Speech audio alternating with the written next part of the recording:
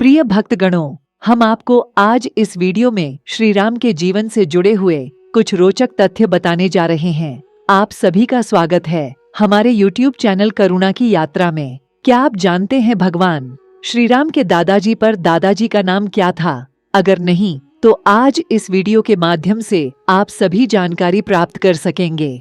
ब्रह्मा जी से मरीचि हुए, मरीचि के पुत्र कश्यप हुए, कश्यप के पुत्र विवस्वान थे, विवस्वान के वैवस्वत मनु हुए, वैवस्वत मनु के समय जल प्रलय हुआ था।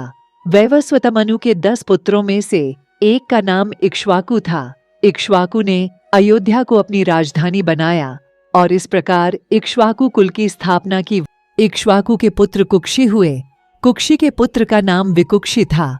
विकुक्षी के पुत्र बाण हुए, बाण के पुत्र अनरण्य हुए, अनरण्य से पृथु हुए, पृथु से त्रिशंकु का जन्म हुआ। त्रिशंकु के पुत्र धुंधुमार हुए, धुंधुमार के पुत्र का नाम युवनाश्व था। युवनाश्व के पुत्र मांधाता हुए, मांधाता से सुसंधि का जन्म हुआ।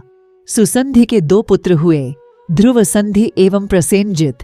ध्रुव संधि के पुत्र भरत हुए, भरत के पुत्र असित हुए, असित के पुत्र सगर हुए, सगर के पुत्र का नाम असमंज था। असमंज के पुत्र अंशुमान हुए, अंशुमान के पुत्र दिलीप हुए, दिलीप के पुत्र भगीरथ हुए। भागीरथ ने ही गंगा को पृथ्वी पर उतारा था। भागीरथ के पुत्र ककुत्स्थ थे, ककुत्स्थ के पुत्र रघु हुए। रघु के अत्यंत तेजस्वी और पराक्रमी नरेश होने के कारण उनके बाद इस वंश का नाम रघुवंश हो गया। तब से श्री राम के कुल को रघुकुल भी कहा जाता है। रघु के पुत्र प्रवृद्ध हुए, प्रवृद्ध के पुत्र शंखण थे, शंखण के पुत्र सुदर्शन हुए, सुदर्शन के पुत्र का नाम अग्निवर्ण था। अग्निवर्ण के पुत्र शीघ्रग हुए, शीघ्रग के पुत्र मरु हुए, मरु के पुत्र प्रशुश्रुक थे, प्रशुश्रुक के पुत्र अम्बरीश हुए, अम्बरीश के पुत्र का नाम नहुष था।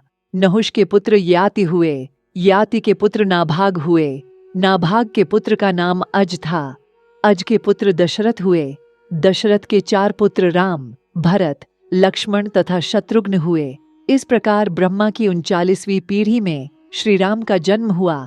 प्रिय भक्तगणों, यदि वीडियो में दी गई जानकारी आपको अच्छी लगी हो तो चैनल को सब्सक्राइब करके घंटी बेल को दबा लें।